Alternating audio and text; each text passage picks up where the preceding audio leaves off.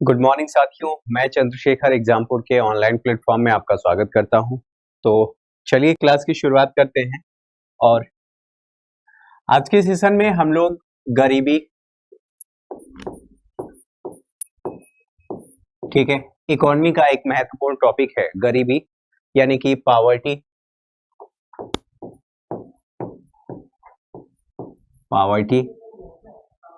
इसको हम कवर करेंगे और इस सेशन में देखेंगे कि पावर्टी से संबंधित क्या क्या अवधारणाएं हैं और पावर्टी कितने प्रकार की होती हैं, इसकी डेफिनेशन क्या है और भारत में आगे निरंतर जो क्लास चलेगी पावर्टी को लेकर के क्या क्या कहा गया है और कौन कौन सी समितियां गठित की गई हैं। तो अक्सर समितियों से संबंधित सवाल पूछे जाते रहे हैं और पावर्टी क्या है इससे भी संबंधित सवाल पूछे जाते रहे हैं। तो चलिए आप सभी एक बार सेशन को शेयर करेंगे। शुरुआत करेंगे हम क्लास की। तो सबसे पहले परिभाषा की बात आती है। परिभाषा,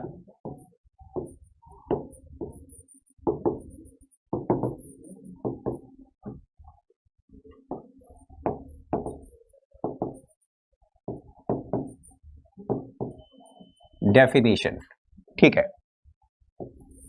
तो जैसा कि मैं आप लोगों को हमेशा कहता रहता हूं कि अगर किसी विषय की परिभाषा आप देने में सक्षम हैं, आप दे पाते हैं, तो यकीन मानिए आधी समस्या आपकी वहीं पर सॉल्व हो जाती है।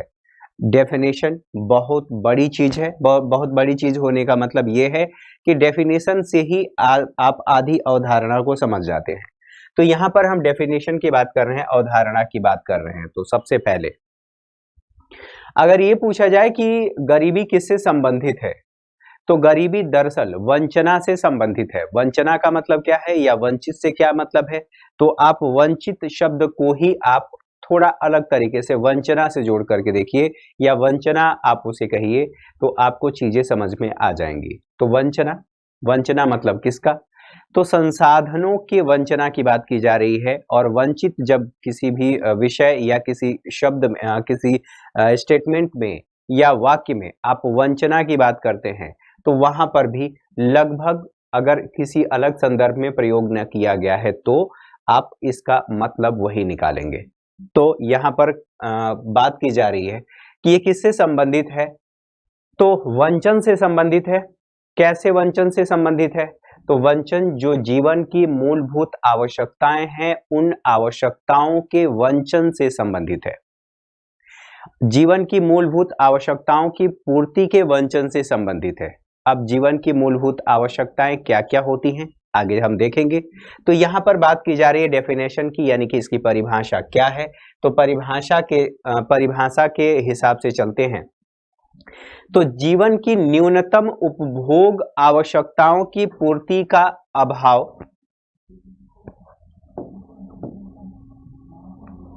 ठीक है, आप लोग साथ के साथ लिखते चलेंगे। तो जीवन की न्यूनतम आवश्यकताओं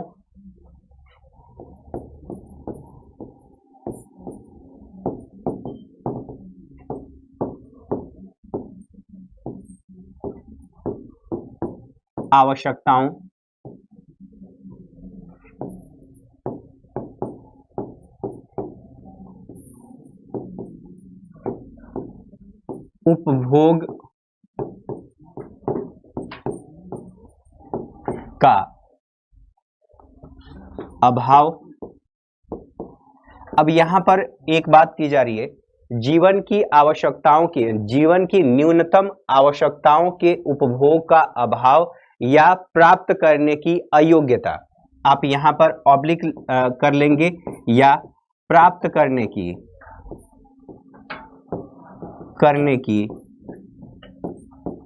अयोग्यता। इसका सीधा सीधा सा मतलब यह है, जब आप डेफिनेशन पढ़ रहे हैं तो आपको सीधे तौर पर यह समझ में आ रहा है कि कोई ऐसा व्यक्ति, किसी व्यक्ति या समुदाय या किसी परिवार के बारे में बात किया जा रहा है जो अपनी न्यूनतम आवश्यकताओं की पूर्ति नहीं कर पा रहा है या उसे प्राप्त करने में अयोग्य है। यानी कि जो शिक्षा की बात करेंगे, अब सवाल उठता है कि न्यूनतम आवश्यकताएं क्या हैं, ठीक है। फिर से एक बार इसको देख लीजिए, जीवन की न्यूनतम आवश्यकताओं के उपभोग का अभाव या प्राप्त करने की अयोग्यता। आप प्राप्त करने के अयोग्य हैं क्योंकि आपके पास न तो रोजगार है और ना ही आपके पास कौशल है। ये अलग बातें हैं, इसको अलग तरीके से हम देखेंगे, अलग आगे चल करके जैसे जैसे हम इस पर बात करेंगे, इसके डेफिनेशन के साथ साथ कब क्या क्या कौन कौन सी समितियां कही हैं उनके आधार पर हम बात करेंगे। बहरहाल सवाल ये उठता है कि न्यूनतम आवश्यकताएं क्या हैं। ठीक है, तो यहां पर बात आएगी न्यूनतम आवश्यकताएं।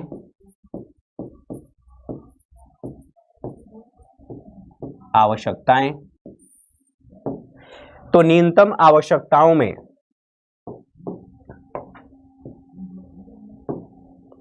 आप लोगों को अक्सर मैं कहता रहा हूं रोटी, कपड़ा और मकान। तो यहां पर क्या होगा, भोजन,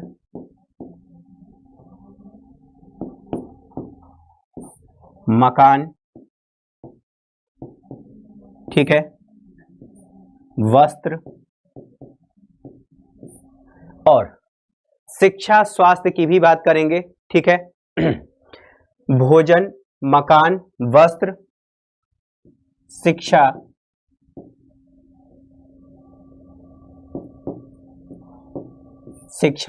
और स्वास्थ्य।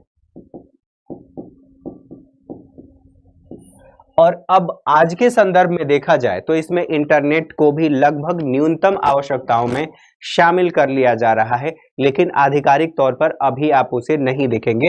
फिलहाल आप भोजन, मकान, वस्त्र, शिक्षा और स्वास्थ्य, इनको हम क्या कह रहे हैं, ये क्या चीजें हैं, तो ये मानवीय आवश्यकताएं हैं और इसी के आधार पर हम इसे कह रहे हैं कि ये क्या है, ये न्यूनतम आवश्यकताएं हैं और इसको हम क्या कह रहे हैं, यह मानवीय आवश्यकताएं हैं।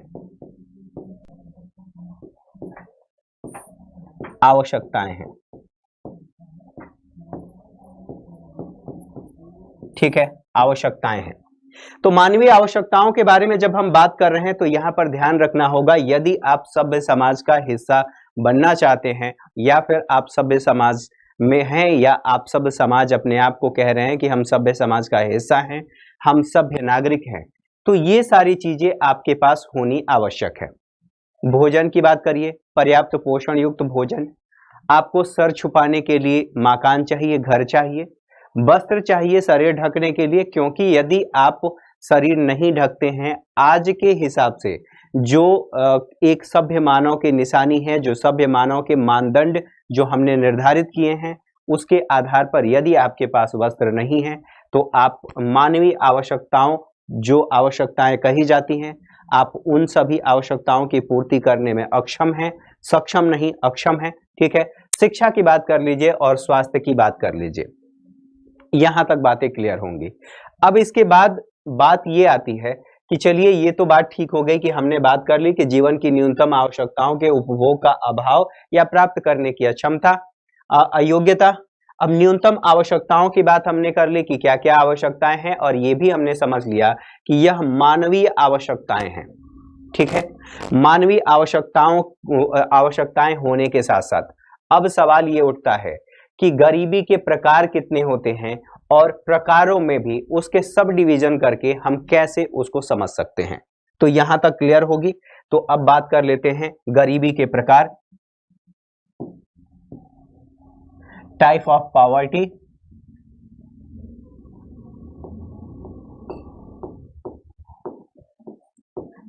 गरीबी के प्रकार,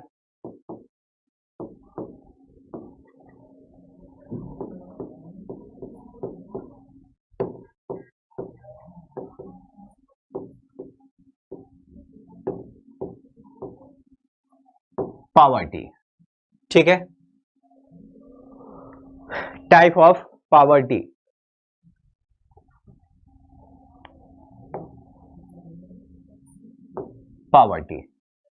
तो टाइप ऑफ पॉवर्टी में हम जब बात कर रहे हैं तो इसे हम दो भागों में बांट करके देखेंगे।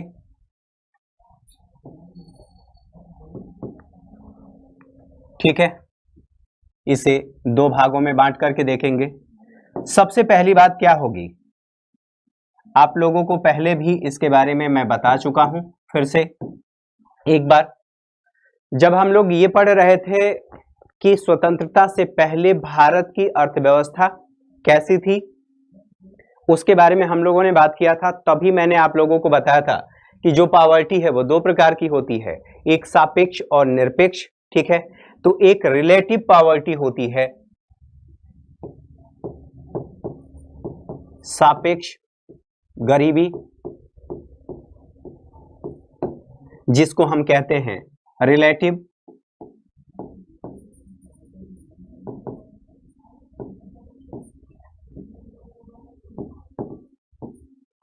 पॉवर्टी। एक तो ये बात हो गई, और दूसरी बात हो गई निरपेक्ष गरीबी।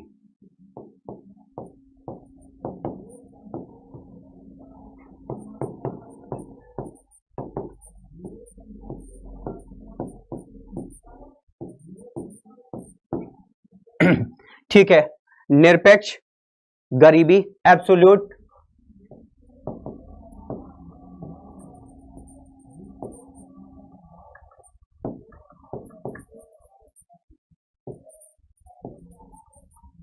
पॉवर्टी। ठीक है, तो एब्सोल्यूट पॉवर्टी की हम बात कर रहे हैं।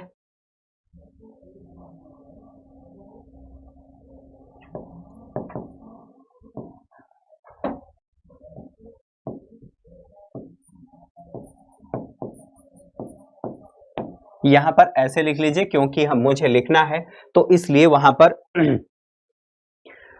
थोड़ा सा स्पेस होना जरूरी है, इसीलिए मैंने उसको संक्षिप्त कर दिया। अब यहां पर बात की जाती है कि जो सापेक्ष गरीबी है और जो निरपेक्ष गरीबी है, दोनों में अंतर क्या है। तो जब दोनों के अंतर की हम बात कर रहे हैं, सापेक्ष और निरपेक्ष गरीबी की, तो यहां पर भी आप 3 कॉलम बना लेंगे और 3 चीजें यहां लिखने का प्रयास करेंगे। ठीक है, तो सबसे पहली बात, सापेक्ष गरीबी का मतलब क्या है। तो सापेक्ष गरीबी का मतलब यह है, जैसे पहले मैं बता चुका हूं, कि जब आप तुलनात्मक रूप से देखते हैं कि किसी व्यक्ति से आप गरीब हैं, तो उसे हम सापेक्ष गरीबी कहते हैं। जैसे अनिल अंबानी या मुकेश अंबानी या टाटा की बात कर लें, ठीक है, टाटा बिरला की बात कर लें, इनके मुकाबले अगर कोई व्यक्ति अपनी न्यूनतम आवश्यकताओं की पूर्ति करने में सक्षम है, न्यूनतम आवश्यकताओं की पूर्ति करने का मतलब यह है कि उसे रोटी, कपड़ा, मकान, स्वास्थ्य और शिक्षा मिल रहा है। तो रोटी, कपड़ा, मकान और स्वास्थ्य शिक्षा मिल रहा है, यानी कि अपनी न्यूनतम आवश्यकताओं की पूर्ति कर रहा है। उसके बावजूद अगर तुलनात्मक रूप से देखेंगे, आय असमानता की बात करेंगे, तो हम उसे कहेंगे कि ये सापेक्ष गरीबी है। एक व्यक्ति, जैसे मान लीजिए कि ये ए नामक व्यक्ति है, इधर बी नामक व्यक्ति है, तो ये इसकी जो इनकम है $1000 है और इसकी इनकम 1000 रुपए है। ठीक है, तो डॉलर के मुकाबले रुपया छोटा है, यानी कि रुपए की जो क्रय क्षमता है वो कम है। तो यहां पर ये 1000 रुपए में अपनी आवश्यकताओं की पूर्ति कर पा रहा है, और ये भी जो $1000 जिसकी इनकम है वो भी अपनी आवश्यकताओं की पूर्ति कर पा रहा है। लेकिन सापेक्षिक दृष्टि से ये व्यक्ति इसकी अपेक्षा कह सकते हैं कि गरीब है। ठीक है, तो इसमें आप क्या देखेंगे, इस उदाहरण से संभवतः आप समझ गए होंगे। तो विभिन्न वर्गों में इसमें हम बात करेंगे, विभिन्न वर्गों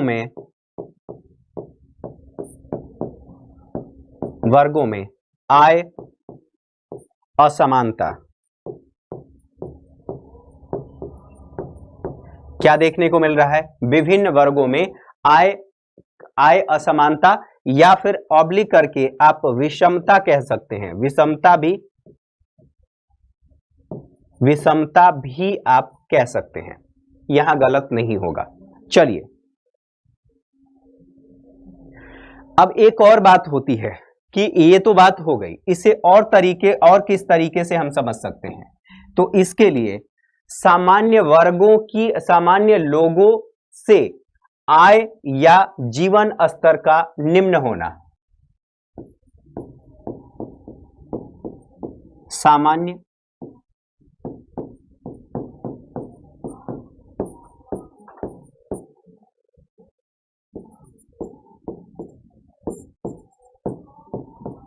और जीवन स्तर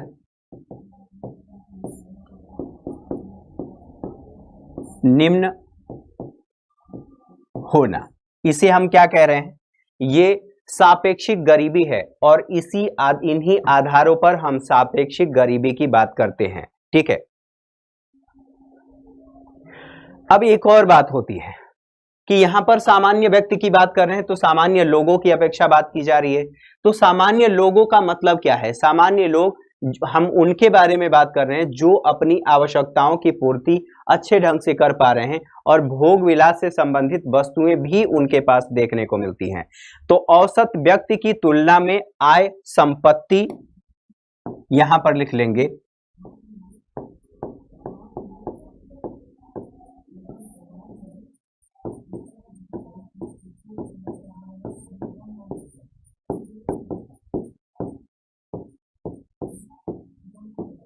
तुलना में आय या फिर संपत्ति की बात की जा रही है। ठीक, यहां पर औसत की बात की जा रही है। औसत व्यक्ति की तुलना में आय, संपत्ति का कम होना,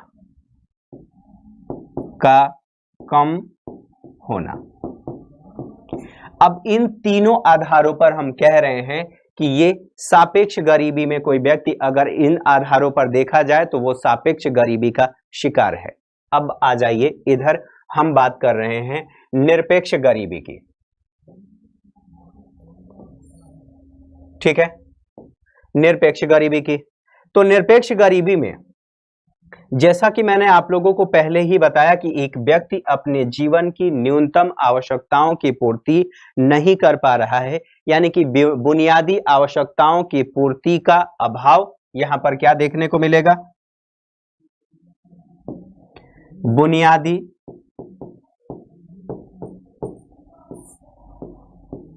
आवश्यकताओं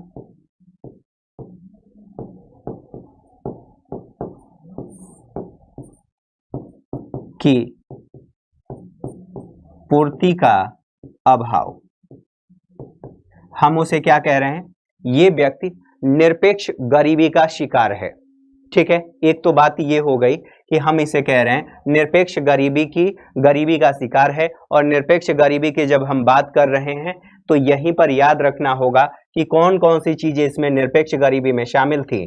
तो वही सारी चीजें जो मैं आप लोगों को अभी थोड़ी देर पहले बताया हूं, जैसे यहां पर हो जाएगा भोजन, कपड़ा, मकान, यहां पर स्वास्थ्य और शिक्षा, इसकी बात कर लेंगे। ठीक है, अब सवाल ये उठता है कि इसका मापन कैसे किया जाएगा। ठीक है, जब हम इसकी बात कर रहे हैं तो इसका मापन हम कैसे करेंगे? तो मापन के लिए कोई आधार तो होगा। तो मापन के लिए सबसे पहले गरीबी रेखा की अवधारणा या गरीबी रेखा की धारणा, गरीबी रेखा की धारणा कि कोई व्यक्ति गरीबी रेखा के नीचे जी रहा है, जिसे हम कहते हैं संक्षेप में BPL, यानी कि बिलो पॉवर्टी लाइन, गरीबी रेखा से नीचे। अब इसमें गरीबी रेखा की धारणा की बात कर रहे हैं तो गरीबी रेखा की धारणा के साथ साथ यह भी देखेंगे कि प्रति माह उपभोग, ठीक है, उपभोग का स्तर निम्न होना, प्रति माह उपभोग का स्तर निम्न होना, ये किसके बारे में बात की जा रही है? तो जो व्यक्ति एब्सोल्यूट गरीबी के अंदर जी रहा है,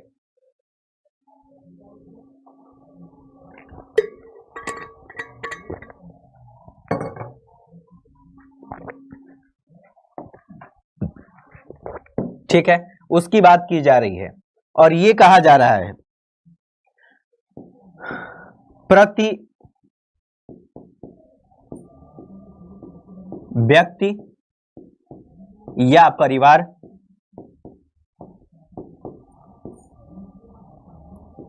प्रतिमाह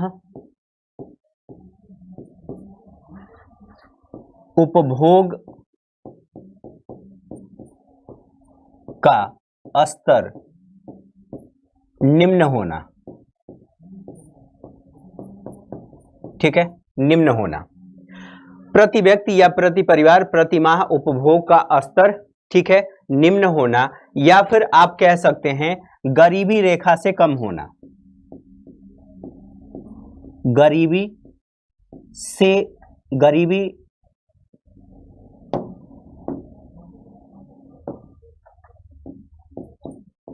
रेखा से कम होना।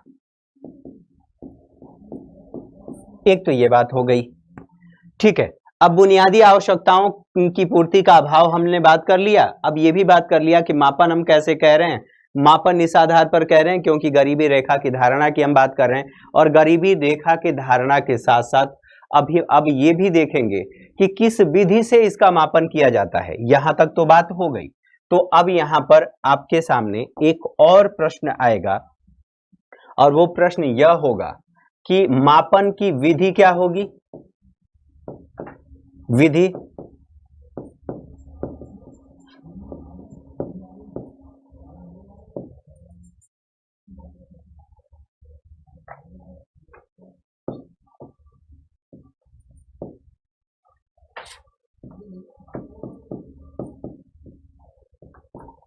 ठीक है, हेड काउंट मेथड कहा जाता है कि यानी कि सिर गिनने की पद्धति कि कौन कौन व्यक्ति हैं उनको चिन्हित करना, ठीक है। तो इसको हम कहते हैं हेड काउंट मेथड, ठीक। तो इससे संबंधित बातें हम लोगों ने समझ लिया। अब इसको समझने के बाद अब ये भी आता है कि इसका क्लासिफिकेशन कैसे किया जाता है, और क्लासिफिकेशन कितने भागों में आप देखेंगे कि निर्धनता का श्रेणीकरण या वर्गीकरण की बात होगी या क्लासिफिकेशन ऑफ पॉवर्टी की बात होगी, तो उसे कितने श्रेणियों में बांट करके हम देखते हैं। तो यहां तक तो बातें क्लियर होंगी। अब बात कर लेते हैं, यहां तक उम्मीद है कि आप लोगों को चीजें समझ में आ गई होंगी, कहीं से कोई दिक्कत आप लोगों को नहीं होगी। अब बात कर लेते हैं निर्धनता के श्रेणीकरण की,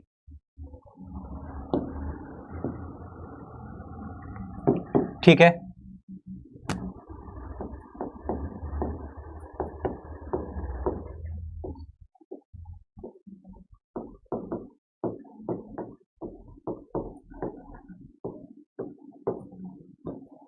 ठीक, तो आप इसे ऐसे लिख लेंगे, चूंकि मैं लिखूंगा तो एक लाइन और कम हो जाएगा और बोर्ड पे जगह नहीं बचेगी, तो इसलिए मैं इंग्लिश को नहीं लिख रहा हूं, मैं बोल दे रहा हूं क्लासिफिकेशन ऑफ पॉवर्टी, ठीक है।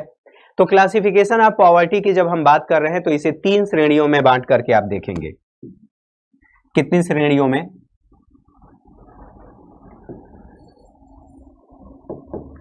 ठीक है,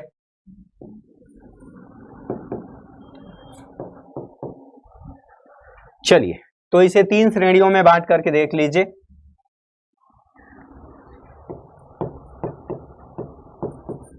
श्रेणी 1,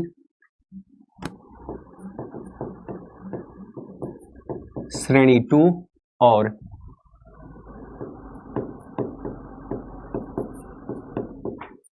श्रेणी 3। अब श्रेणी 1 में कौन आते हैं या किसको शामिल किया जाता है, इसके बारे में बात कर लीजिए। तो श्रेणी 1 चिरकालिक निर्धनता की बात की जाती है। चिरकालिक निर्धनता यानी कि एक परिवार या व्यक्ति एक लंबे समय से गरीब है, गरीब था और गरीब बना हुआ है। तो यहां पर हम क्या कह रहे हैं,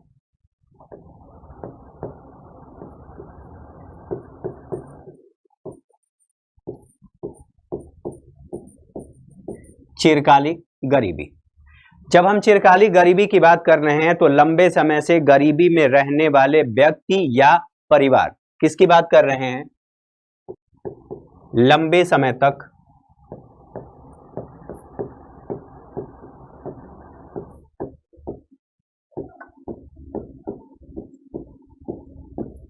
गरीबी में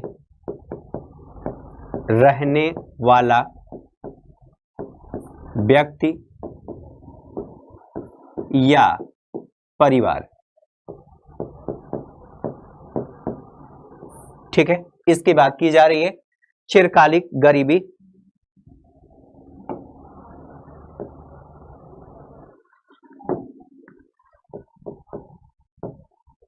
चिरकालिक गरीबी। अब इनके बारे में देख लीजिए, तो इनके बारे में हम कहेंगे कि ये व्यक्ति एक लंबे समय से गरीब हैं या परिवार गरीब है और यह अपनी न्यूनतम आवश्यकताओं की पूर्ति नहीं कर पा रहा है।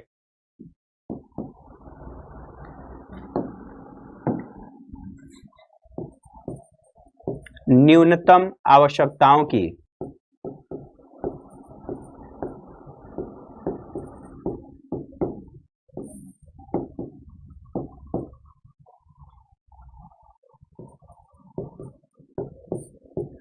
पूर्ति नहीं या अभाव, दोनों ही बातें हो गई।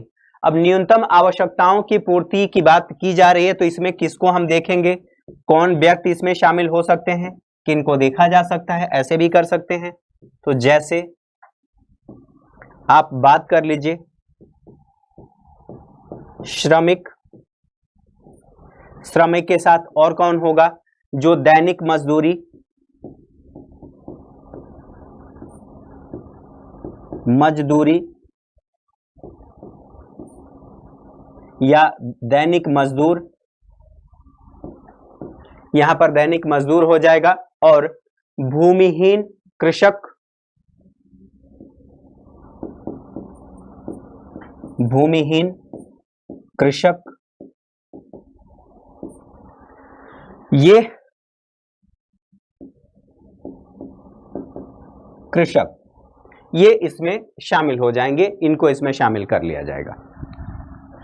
अब जो दूसरी श्रेणी है, इसमें हम किसको देखते हैं, तो दूसरी श्रेणी में आप देखते हैं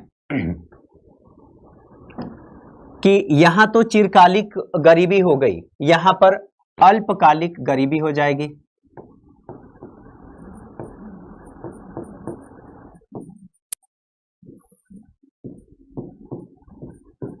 अल्पकालिक गरीबी, ठीक। तो अल्पकालिक गरीबी में किसको किसको हम शामिल करेंगे या किसको किसको देखेंगे, या अल्पकालिक निर्धनता की बात कर लीजिए। यहां पर आप निर्धनता जोड़ लीजिएगा, निर्धनता, और यहां पर भी निर्धनता शब्द ही लगा लीजिए।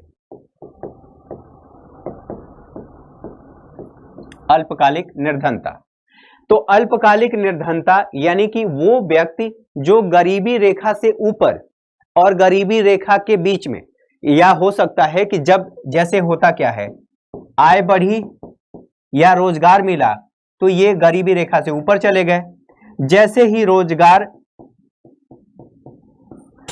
नहीं मिला आप गरीबी रेखा से नीचे आ गए।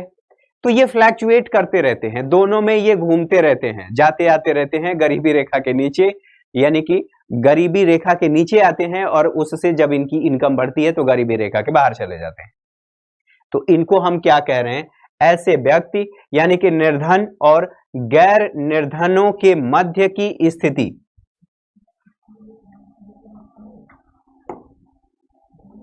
निर्धन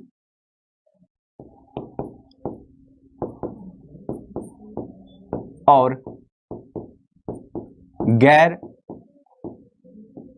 निर्धन के मध्य की स्थिति, ठीक है, दोनों के मध्य की स्थिति की बात की जा रही है। अब ऐसा क्यों होता है, रोजगार नहीं होने पर ये गरीब हो जाते हैं, और रोजगार की स्थिति जैसे ही होती है, रोजगार मिलता है, वैसे ही इनकी स्थिति बदल जाती है।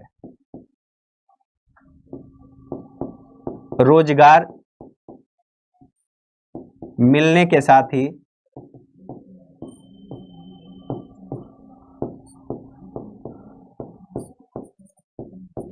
ही स्थिति में परिवर्तन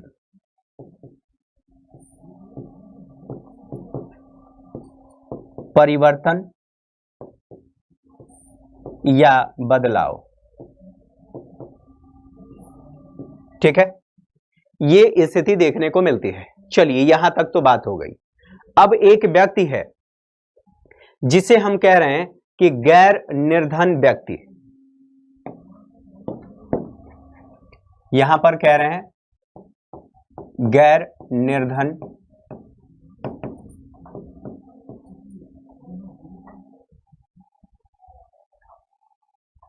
गैर निर्धनता आप कर लीजिए, गैर निर्धनता। अब इसमें वो व्यक्ति शामिल हैं जो गैर निर्धनता, जो कभी निर्धन हुए नहीं।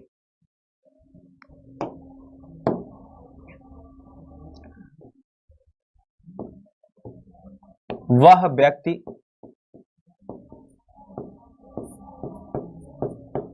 जो कभी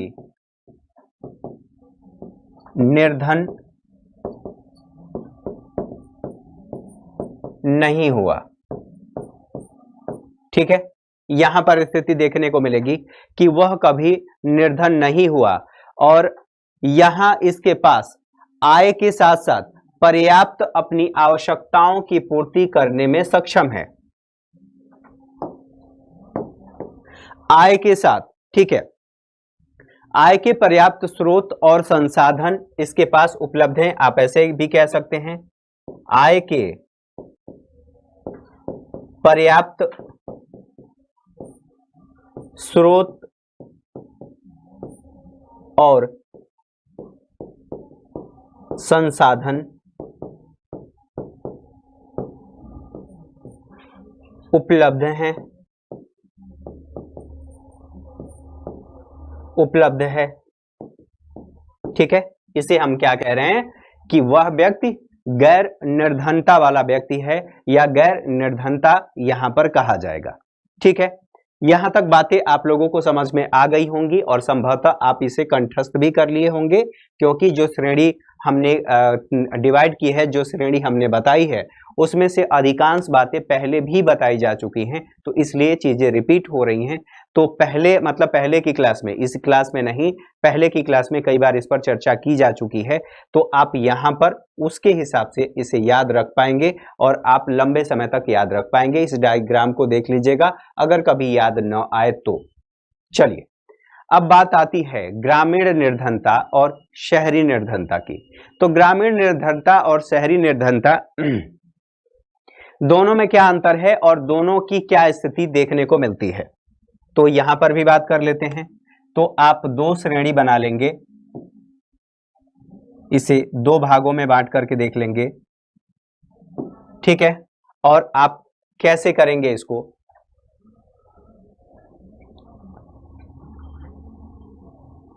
यहां पर एक तरफ लिख लेंगे ग्रामीण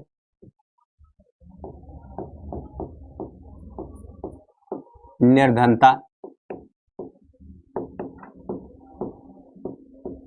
और दूसरी तरफ आप लिख लेंगे शहरी निर्धनता।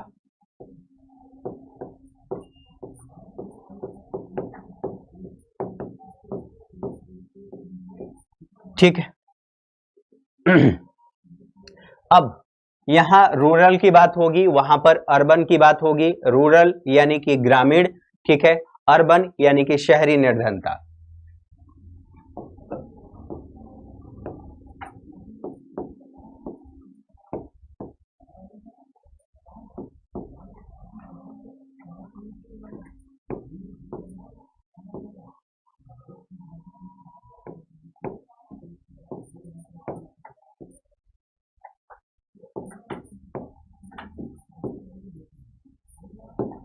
Urban poverty.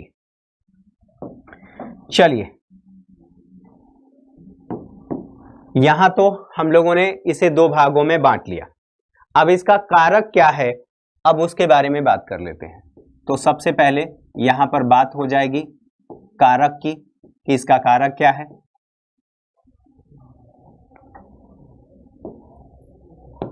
ठीक, चलिए, तो यहां पर बात होगी अभाव की, और कैसे अभाव की बात होगी। तो जाहिर सी बात है कि कोई व्यक्ति अगर अपनी आवश्यकताओं की पूर्ति नहीं कर पा रहा है और उसकी इनकम नहीं बढ़ रही है, तो इसका सीधा सीधा सा मतलब ये है कि उसके पास दो चीजें देखने को मिलेंगी, यानी कि दो चीजों की कमी देखने को मिलेगी। पहली बात, सबसे पहली बात यहां पर रोजगार, ठीक है, रोजगार की बात होगी और स्वरोजगार की बात होगी।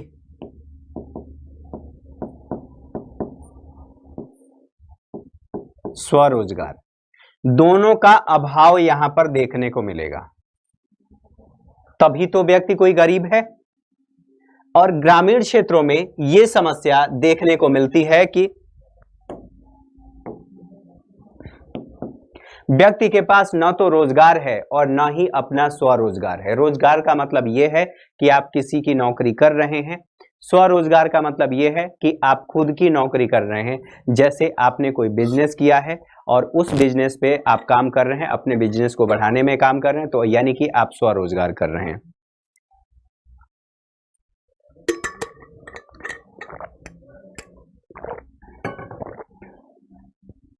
ठीक है, यहां तक बात हो गई। अब बात होती है इसमें आश्रित लोग अधिक होते हैं, और जब आश्रित लोग अधिक होंगे तो हम उसको क्या कहेंगे?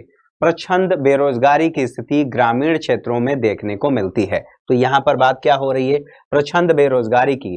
और इनके पास और क्या समस्या होगी? तो स्रोत सीमित होंगे। किस चीज के? तो आजीविका के और आय अर्जन के। यहां पर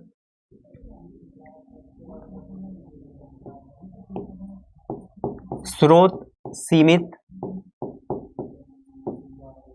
कैसे स्रोत सीमित होंगे? स्रोत सीमित की बात की जा रही है, तो किस प्रकार के सीमित स्रोत होंगे भाई? तो सबसे पहली बात आजीविका की बात होगी और दूसरी बात होगी आय अर्जन की। यहां पर क्या बात हो जाएगी? आजीविका, आजीविका, और दूसरी बात हो जाएगी आय अर्जन। ठीक है, आय का अर्जन इनके पास नहीं हो रहा है, और जब नहीं हो रहा है तो इसीलिए हम कह रहे हैं कि ये गरीब हैं। और इसकी हम कहां पर बात कर रहे हैं? किस क्षेत्र की बात कर रहे हैं? किस अर्थव्यवस्था की बात कर रहे हैं? तो ग्रामीण अर्थव्यवस्था की बात कर रहे हैं और ग्रामीण क्षेत्रों की बात कर रहे हैं, आप ऐसे भी कह सकते हैं। अब यहां पर क्या स्थिति देखने को मिलेगी कि प्रच्छंद बेरोजगारी, ठीक है, प्रच्छंद बेरोजगारी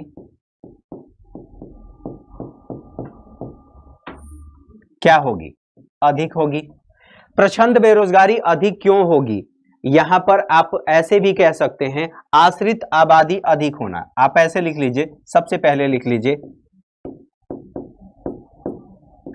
आश्रित आबादी अधिक। और आश्रित आबादी अधिक होने का मतलब क्या है? कि प्रच्छंद बेरोजगारी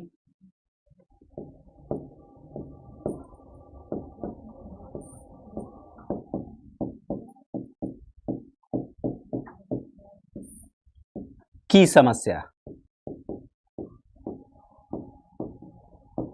प्रच्छंद बेरोजगारी की समस्या यहां पर देखा जाएगा।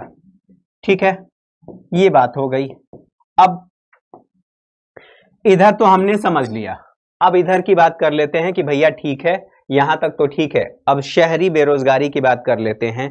तो शहरी बेरोजगारी में आपको क्या देखने को मिलेगा? अधिकांशतः ग्रामीण बेरोजगारों का विस्तार या ग्रामीण बेरोजगारी का विस्तार यहां पर देखने को मिलता है।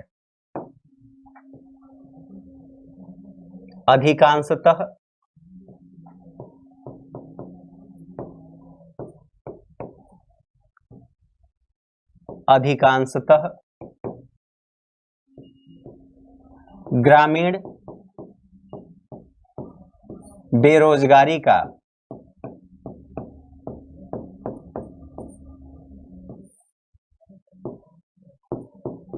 विस्तार क्या होगा? विस्तार होगा कहां पर? तो शहरी क्षेत्रों में। अब ये कैसे होगा? शहरी क्षेत्रों में। अब ये कैसे देखने को मिलेगा, क्यों हम कह रहे हैं कि ग्रामीण जो अधिकांश ग्रामीण क्षेत्र की जो बेरोजगारी है वो शहरी क्षेत्रों में देखने को मिल रही है? तो इसलिए देखने को मिल रही है क्योंकि ग्रामीण क्षेत्र की गरीब आबादी कहां पर जाएगी? वो जाएगी शहरों में रोजगार के लिए। तो शहरों में जो औद्योगिक क्षेत्र हैं वहां पर रोजगार सीमित है। शहरों में रोजगार सीमित है, इसका मतलब यह है कि वहां पर भी बेरोजगारी की समस्या होगी। अब बेरोजगारी की समस्या वहां भी होगी, स्वरोजगार का अभाव, स्वरोजगार करेंगे और स्वरोजगार में भी आप देखेंगे तो वहां पर भी स्वरोजगार के ऑप्शंस भी इनको कम मिलेंगे। तो यहां पर क्या कहा जा रहा है कि औद्योगिक क्षेत्र में पर्याप्त रोजगार का अभाव, औद्योगिक क्षेत्र में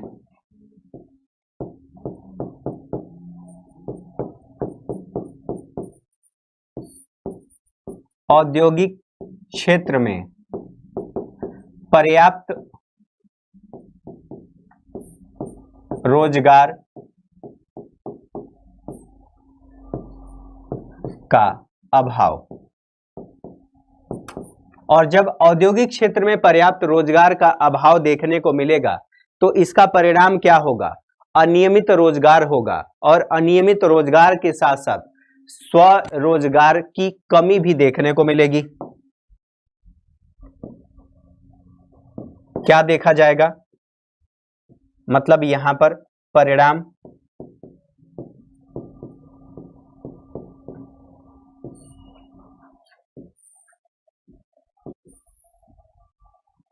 परिणाम दो आपके सामने आएंगे और वो परिणाम क्या होंगे? तो यहां पर रोजगार का अभाव और या फिर कह सकते हैं अनियमित रोजगार,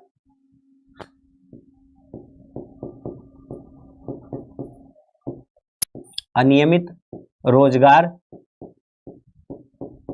और अनियमित रोजगार के साथ साथ स्वरोजगार में अनियमितता,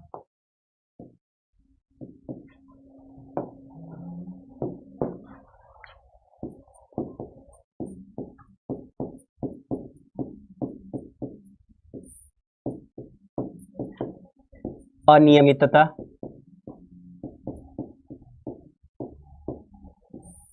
ठीक है। स्वरोजगार में अनियमितता देखने को मिलेगा। जैसे आप क्या कहेंगे स्वरोजगार में अनियमितता? जैसे किसको आप देख सकते हैं? फेरी वाले, फेरी वाले।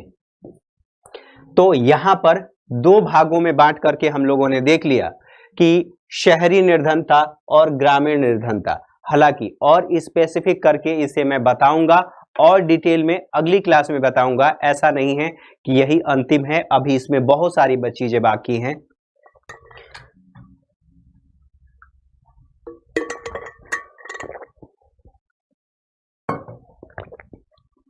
बहुत सारी चीजें बाकी हैं जो आपको जानना और समझना है। तो ध्यान रहे, कल की क्लास में आना मत भूलिएगा। इसको और डिटेल में जो इससे संबंधित बातें हैं, गरीबी का कारण क्या है और गरीबी के कारण के साथ साथ और उससे संबंधित जितनी भी बातें हैं हम पूरे डिटेल में पढ़ेंगे। गरीबी पढ़ने के बाद हम बेरोजगारी पढ़ेंगे और बेरोजगारी पढ़ने के बाद हम आगे चलेंगे। फिर इससे संबंधित जो बैंकिंग, मुद्रा और बैंकिंग सेक्टर है जो सबसे ज्यादा महत्वपूर्ण है, हम उसके बारे में बात करेंगे। तो आज के सेशन में इतना ही, अगली क्लास में मुलाकात होगी। तब तक के लिए नमस्कार, ढेर सारी शुभकामनाएं। आप सभी का दिन शुभ हो, मंगलमय हो।